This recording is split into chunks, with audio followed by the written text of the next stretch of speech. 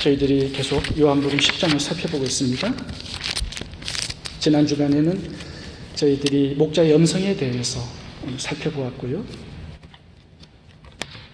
오늘은 순종에 대해서 말씀을 함께 살펴보도록 하겠습니다. 예수님께서는 자신을 믿고 따라오는 성도들에게 구원을 주시고 꼴을 주시겠다 약속하셨습니다. 그리고 생명을 주시되 더 풍성히 주시겠다. 복된 미래, 풍성한 미래를 약속하셨습니다.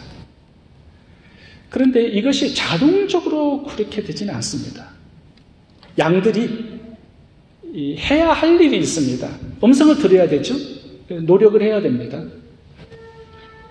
그리고 두 번째는 그 음성을 듣고 따라가야 돼요. 순종이 풍성한 미래의 전제 조건입니다. 이게 안 되면 다른 것들이 안 됩니다. 오늘 성경 구절 4절과 27절에 보시면 따라오되라는 단어가 계속 반복되어 나옵니다. 따라오되. 양들이 그의 음성을 아는 고로 따라오되. 27절도 보시면 내 양은 내 음성을 들으며 그들은 나를 따르느니라. 목자 곁에 있어요. 목자의 음성도 들어요. 그런데 따라가지 않으면 풍성한 내일이 없습니다. 따라가지 않으면 길을 잃고 방황하게 되죠. 그 주위로 도둑과 강도들, 이 이리들이 진치어 있습니다. 따라가지 않는 양들을 잡아먹기 위해서 진치어 있는 거죠. 100% 다 따라간다면 도둑과 강도들이 왜 진치어 있겠습니까? 나고자들이 있다라는 거죠. 음성을 듣는데도 따라가지 않고 순종하지 않아요. 그러면 복된 내일이 주어지지 않는다라는 것입니다. 요즘 성도님들이 원하기만 하면 전 세계의 탁월한 목회자들의 모든 메시지들을 인터넷으로 다 들을 수 있습니다. 그래서 말씀 쇼핑들을 성도님들이 많이 한다고 들었습니다. 설거지 하면서도 들을 수 있고, 운전하면서도 들을 수 있고, 잠자면서 그 어디에서나 탁월한 설교자들의 메시지를 다 들을 수가 있습니다. 말씀은 홍수처럼 쏟아지는 시대에 우리가 살고 있는데, 그런데 세상은 점점 더 악해져 가요. 말씀을 듣는 성도들의 삶도 풍성하지 않습니다. 병들어요. 죽어요. 왜 그렇죠? 말씀을 듣는데 따라가지 않아요. 순종하지 않아요. 그게 문제인 것입니다. 좋은 말씀을 듣는 것으로 내가 좋은 신앙생활을 하고 있다라고 착각합니다. 근데 그거는 착각뿐이지 아무 일도 일어나지 않습니다. 따라가야 된다는 거예요. 우리가 예수님을 따라가지 않게 되면 세상 사람들과 뭐가 다른 점이 있겠습니까? 그들도 따라가지 않아요. 우리도 따라가지 않아요. 음성만 들어요. 그건 정보고 지식이에요. 세상 사람들도 그 정보는 다 얻을 수 있습니다. 인터넷 들어가면. 성도와 세상 사람들과의 다른 점은 딱 하나입니다. 음성을 듣는 것까지는 세상 사람들 할 수 있지만 목자를 따라가는 것은 세상 사람들이 못합니다. 목자의 양들만 하는 것이죠. 풍성한 미래는 따라가는 순종, 여기에서 결정이 되는 것입니다. 자, 그렇다면 우리가 어떤 목자의 음성을 따라가야 할까요? 따라가야 될 목자의 명령과 음성은 무엇일까요? 오늘 본문에서 두 가지로 살펴보도록 하겠습니다.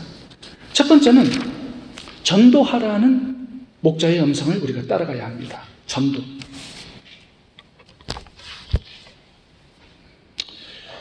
이 전도하라는, 복음을 전하라는 목자의 이 명령과 음성은 성경에 굉장히 많이 나옵니다.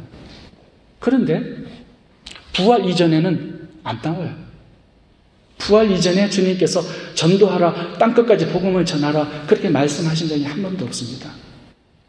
부활 이후에 이 전도의 명령, 성교의 명령, 복음 전파의 명령이 비로소 나와요.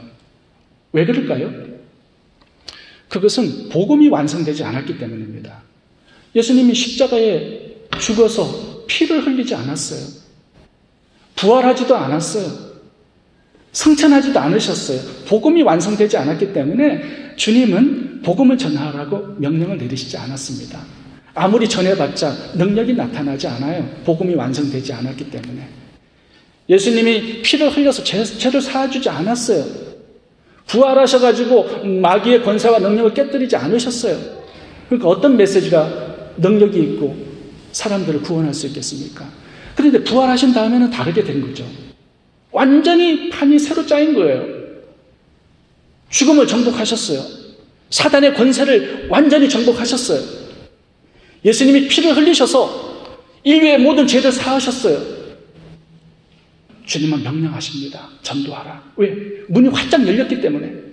복음을 전하기만 하면 사람들이 예수님을 믿고 영생을 얻고 구원받아 천국을 가기 때문에 복음의 능력이 완성된 거예요.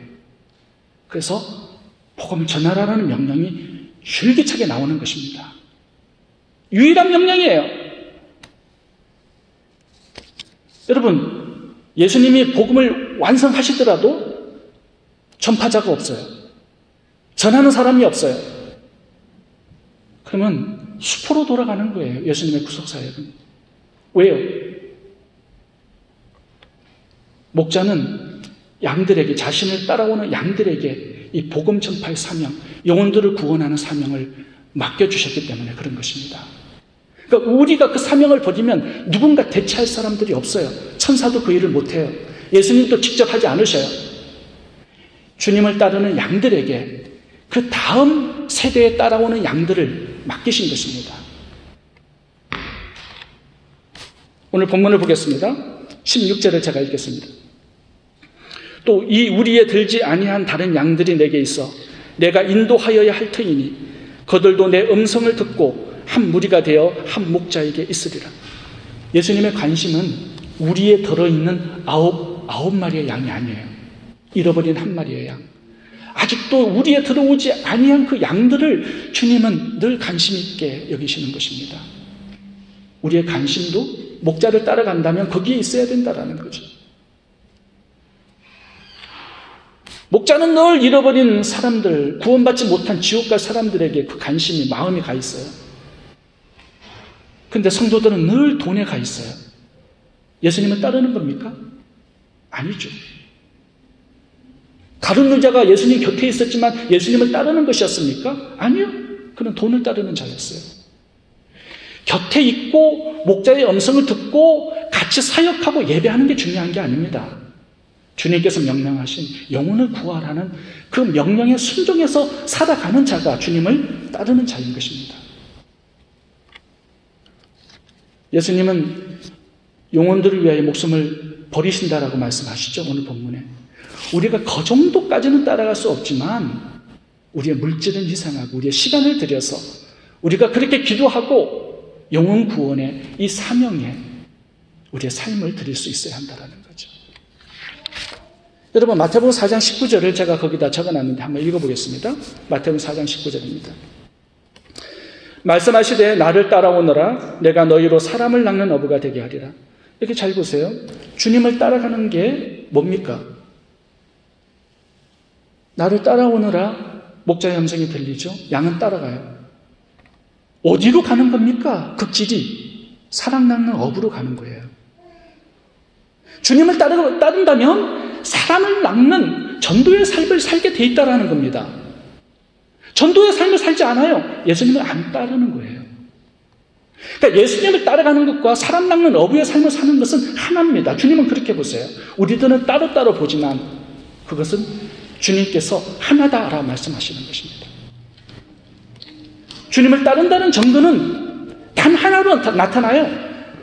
죽어가는 영혼들을 향한 관심과 그들의 영혼을 구원하기 위한 그런 삶으로 나타나게 된다는 거죠. 그게 전부예요.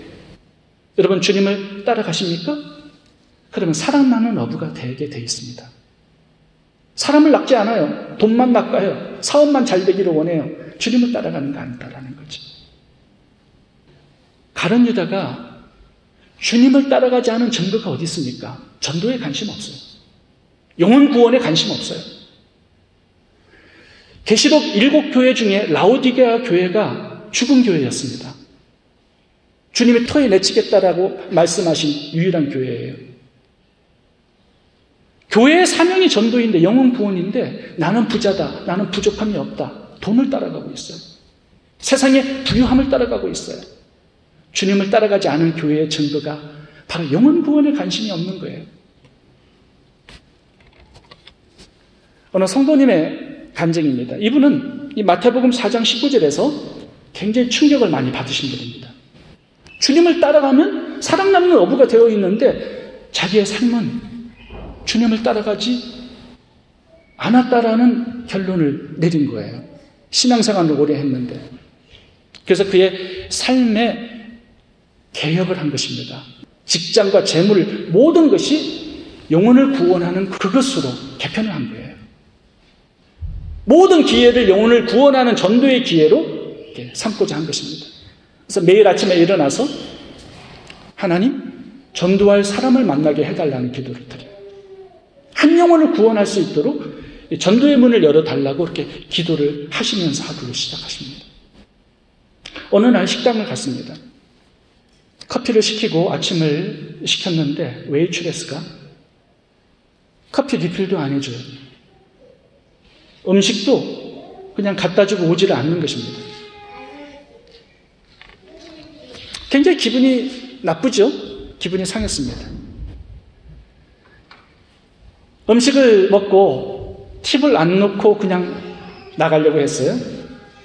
그런데 마음에 좀 걸리더래요. 그러니까 주님께서 이런 마음을 주신 거예요. 그 웨이트레스가 혹시 어떤 문제가 있어서 그런 것이 아니겠느냐. 팁을 좀 풍성하게 놔주면 어떻겠느냐. 그런 마음에 음성이 들리더래요. 그래서 8불짜리 아침 식사를 하고 10불을 팁을 내놓고 놔두고 나갔습니다. 그랬더니 그 웨이트레스가 10불을 들고 따라온 거예요. 돈을 놓고 갔다고. 그때 그 성도님이 아니에요. 이거는 당신을 위한 팁입니다. 너무 많은 팁인 것 같습니다. 아니요. 오늘 자매님이 좀 슬퍼 보이고 기분이 안 좋아 보여서 자매님의 마음을 좀 유쾌하게 하기 위해서 제가 10불을 팁으로 놓았습니다. 굉장히 감동적인 멘트잖아요. 그 웨이트레스가 감동을 받은 거예요. 그러면서 이상하게 울기 시작하는 거예요.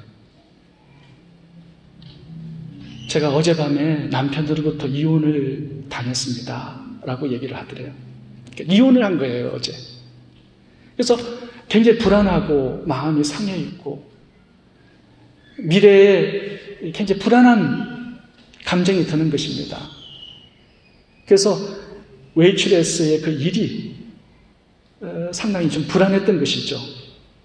얼굴 인상도 좀 찌그러지고. 근데 울면서 그 자기 사정을 얘기했을 때 이 성도님이 그 기회를 붙들고 거기에서 짧은 시간이었지만 예수님을 소개했습니다. 굉장히 담대하게. 그런데 신기하게도요, 그 자리에서 그 자매님이 웨이트레스가 예수님을 영접한 거예요. 그리고 영접 기도를 따라 하셨습니다. 그 짧은 순간에 한 영혼을 구한 거예요. 그러면서 그 성도님께서 이렇게 간증을 하셨어요. 내가 주님을 따라가다 보니까 나를 따라오는 양들이 생기더라. 이렇게 간증을 하셨습니다. 여러분 정말 그래요. 우리의 삶의 모든 영역을 한 영혼을 구원하고자 하는 그 주님의 마음을 품고 주님을 따라가기 시작할 때부터 주님은 나를 따라서 주님을 함께 따라가는 그 양들을 만나게 하시는 것입니다. 여러분, 풍성한 삶은 무엇입니까? 돈 많이 버는 게 풍성한 삶입니까? 아니에요. 아직도 우리에 들지 아니한 주님의 양들을 채워나가는 것, 그 주님의 풍성함이 나의 풍성함이 되는 것입니다. 하늘나라의 기쁨이 충만한 것이 나의 풍성함이 되는 거예요. 여러분, 주님을 따라가면 반드시 사람 낚는 어부가 되게 되어 있습니다. 이 전도의 삶을 회복하셔서 풍성한 그런 삶을 살아갈 수 있기를 바랍니다. 두 번째 목자의 음성은 나누라는 것입니다. 주님께서 이 땅에 오신 목적이 양으로 생명을 얻게 하고 풍성히 얻게 하는 것입니다. 근데 그 방법이 뭡니까? 비결이 뭡니까? 양으로 생명을 주고 풍성히 얻게 하는 그 방법이 오늘 본문에 딱 하나 나와 있습니다. 11절을 보겠습니다. 나는 선한 목자라. 선한 목자는 양들을 위하여 목숨을 버리거니와. 이게 방법이에요. 15절도 보세요. 나는 양들을 위하여 내 목숨을 버리노니라. 목숨을 우리를 위해서 버려요. 피를 흘려서 그 피를 나눠요. 이 나눔과 희생이 전도의 방법이라는 것입니다. 예수님은 자기 목숨을 우리에게 나눠주시고 그 피를 우리에게 나눠주셨어요. 그것이 영혼을 구원하는 생명을 얻는 방법이라고 말씀하시는 것입니다. 요한복음 6장에 이렇게 말씀하시죠. 내 살을 먹고 내 피를 마시는 자는 영생을 가졌고 내 살은 참된 양식이요 내 피는 참된 음료로다. 우리에게 나눠주신 거예요. 그분의 살과 피를. 이게 우리가 생명을 얻는 방법입니다. 예수님을 따라간다는 것은요, 예수님의 삶을 따라가는 것이에요. 그분의 희생과 그분의 나눔의 삶을 따라가는 것입니다. 전도는 말로만 가지고 되지 않습니다. 말로 예수 믿으세요. 누가 감동받습니까? 너나 잘 믿으세요. 다 그렇게 얘기해요, 요즘에는. 복음은 삶으로 전하는 것입니다. 나누는 삶, 섬기는 삶, 희생적인 삶. 오늘 본문에 양이 나오는데 양은 8가지를 나눕니다. 이 8가지의 나눔이 우리들의 나눔이 되어야 됩니다. 양은 젖을 나눕니다. 그래서 이웃을 배부르게 해요. 그리고 양들은요, 털을 나눕니다. 그래서 이웃을 따뜻하게 합니다. 양들은 또 새끼를 나누죠. 그래서 주인을 기쁘게 하고 주인을 부유케 합니다. 그리고 양들은 가죽을 나눠요. 그래서 텐트를 치게 하고 옷을 지어 입힙니다. 양들은 고기를 나누어서 양식을 삼게 하고요. 피를 나누어서 예배에 죄인들의 죄를 사해 줍니다. 목숨을 죽여 나누어서 하나님께 올라가는 예배를 드리게 만들어서 하나님과 죄인을 화목시켜주는 화목제물이 됩니다. 그리고 양들은 기름을 나누어요. 그래서 하나님께 향기 나는 예배가 되게 합니다. 양은요, 죽어서까지 철저히 이웃을 위해 살고 하나님의 나라와 영광을 위해서 목숨을 드립니다. 그게 양의 삶이에요. 왜 그렇게 성경에는 전도의 명령과 함께 이 나눔과 섬김, 구제, 희생의 명령이 왜 이렇게 많이 나올까요? 여리고성에 하나님께서 교회를 세우시고 믿는 자들을 생기게 하실 때 그냥 하시지 않으셨습니다. 그곳에 삭개오를 통해서 그 일을 하셨어요. 삭개오가 예수님을 만난 다음에 삶이 변화됩니다. 그동안 엄청나게 끌어모았던 재산을 팔아서 구제를 해요. 토색한 것은 4배나 갚아줍니다. 이 삭개오의 나눔과 구제를 하나님께서 사용하셔서 여리고성에 교회를 세우시고 믿는 자들을 만들어 나가신 것입니다. 요빠 지역에 교회를 세우실 때는 다비다를 쓰셨습니다. 다비다는 가부인데 다른 가부들의 옷을 지어주는 선행을 베풀고 살았어요. 그 다비다의 구제와 선행을 쓰셔서 믿는 자들을 만들어내시고 그곳에 교회를 세우셨습니다. 가이사라 지방의 교회를 세우셨을 때는 고넬료를 쓰셨습니다. 구제가 심히 많았던 고넬료를 쓰셔서 그들이 예수님을 영접하고 선교의 센터로 하나님께서 고넬료의 가정을 쓰셔서 교회를 세우십니다. 여러분 초대교회를 한번 봐보시면 초대교회는 상당히 왕성하게 전도의 역사가 일어난 교회입니다. 하루에 막 3,000명씩 들어와요, 교회로. 근데 그 교회가 한번 봐보세요. 무엇이 있었는지 사도행전 4장부터 한번 같이 읽어보도록 하겠습니다. 32절입니다. 믿는 무리가 한 마음과 한 뜻이 되어 모든 물건을 서로 통용하고 제 재물을 조금이라도 제 것이라 하는 이가 하나도 없더라. 사도들이 큰 권능으로 주 예수의 부활을 증거하니 무리가 큰 은혜를 얻어 그 중에 핍절한 사람이 없으니 이는 밭과 집 있는 자는 팔아 그 판 것의 값을 가져다가 사도들의 발 앞에 두매 저희가 각 사람의 필요를 따라 나눠주미르라. 사도행전 2장 42절 읽겠습니다. 믿는 사람이 다 함께 있어 모든 물건을 서로 통용하고 또 재산과 소유를 팔아 각 사람의 필요를 따라 나눠주고 날마다 마음을 같이하여 성전에 모이기를 힘쓰고 집에서 떡을 떼며 기쁨과 순전한 마음으로 음식을 먹고 하나님을 찬미하며 또 온 백성에게 칭송을 받으니 주께서 구원받는 사람을 날마다 더하게 하시니라. 여러분, 많은 사람들을 전도하고 싶죠? 말로만 전도하지 마시고 나누고 베풀어야 합니다. 이것이 성령께서 쓰시는 복음의 통로가 되는 것입니다.